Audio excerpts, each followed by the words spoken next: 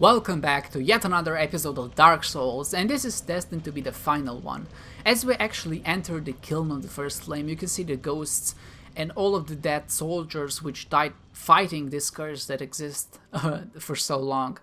And this is really an area that's not only very significant lore-wise, but it's also just greatly designed. I think it really... It's very pure in its design and very simple, but it also showcases all of the best content and all of the best decisions that went into making a Dark Souls game.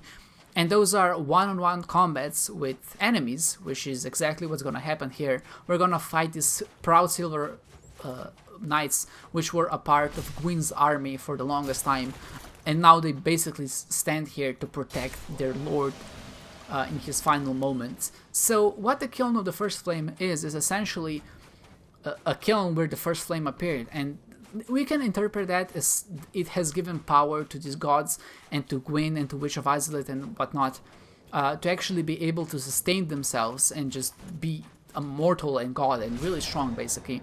And now that fire has begun to fade, and now they're left in a position where they need to find a way either to keep it going, because if they don't, an Age of Dark is gonna start, and when an Age of Dark starts, that means that is the Age of Men. So then us humans will essentially become the lords of this land. And you might imagine that the Age of Dark is not the best thing ever, but then again you can argue the same for Age of Fire. So it's not like there's a good or a bad thing here.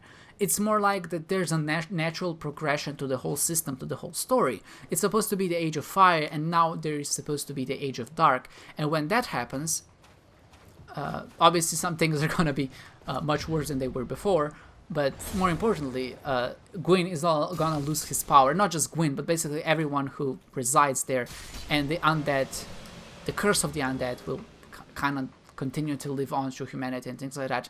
Or at least I think that's my interpretation. Maybe I got some details wrong, but what really gets me about all of this is that it really does indicate passage of time. It indicates an end of an era, but things are ending, things are coming to an end, and that is apparent not only in this whole structure and area, but also the bosses that you fight up until this point. Every time you fight a boss, they're in their weakened... Wow, that was a jump and a half. They're in their weakened state. They're in a position where they can't fight you. I mean, they can fight you, but they're very vulnerable, and that goes true for almost every boss that's somewhat significant that we fought up until this point. So the seat was obviously was kind of hinging on their bets of being immortal, but maybe he didn't really pull that off correctly.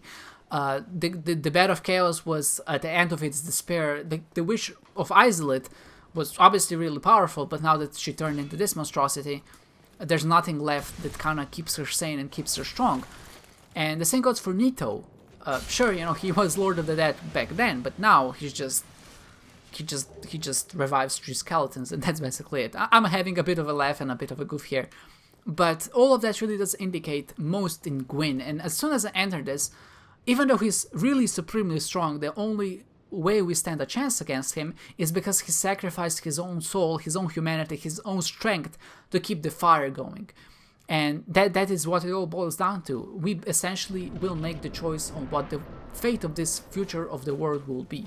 In order to do that, of course, we have to kill him. As with everything in Dark Souls, we have to kill whatever stands in our way.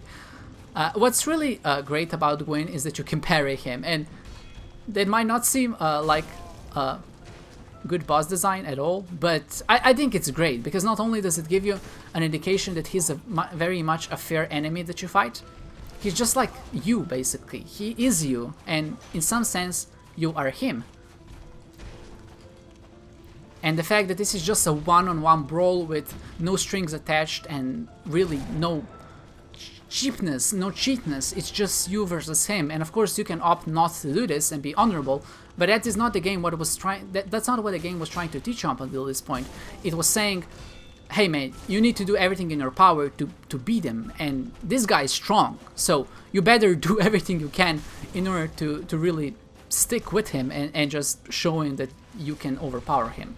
And I really enjoy that aspect. Oh, the first attack is really fast. What you can do is block the first one and then parry the second one. That's usually a much easier way of going about it. but baiting his grab attack is usually a safe way to heal, if you're not bad like I am. Fighting him without parrying is actually extremely difficult.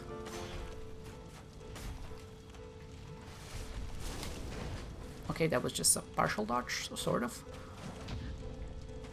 But some of the attacks are actually really easily parryable, and I'm going kind of for that. I know it might seem a bit cheap, but I really like this aspect of the fight. Fighting him without parrying is actually really, really difficult. I wouldn't call it cheap. I would just say it's one strategy that you can employ against him. Okay. Whew. It always feels so tense whenever you fight him, and the music is just amazing. I'll give you a listen to it until the end of the fight, probably, unless I die, just so you know how it actually sounds like.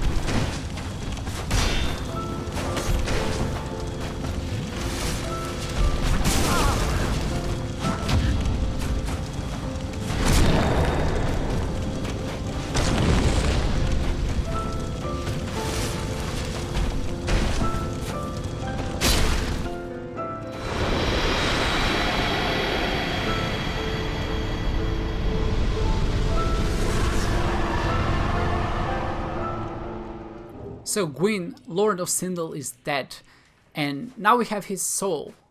Of course, you can use it in New Game +1 after you finish this playthrough, but essentially we have a choice to make. And that is, do we try and continue to link the fire on this bonfire, which is the kiln of the first flame, to continue the Age of Fire, or do we walk out and continue, or at least start the Age of Dark? Now, this consequence, or at least this choice, doesn't have that much big of an impact as you might think it does, but I'll go for the less obvious one. A lot of people would just immediately go to the first bonfire without ever really thinking about it, but I think just in the natural progression of things, and just because I've established that the Chosen One is a bastard and a really mean guy, I think this is what he would do if he actually was in here. So let's exit and begin the Age of Dark.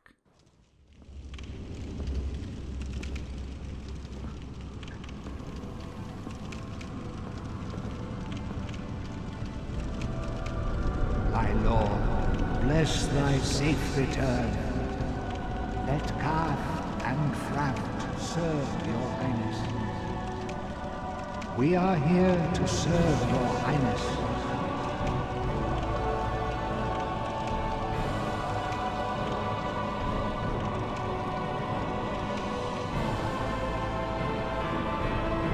Let true dark be cast upon the world. Our Lord hath returned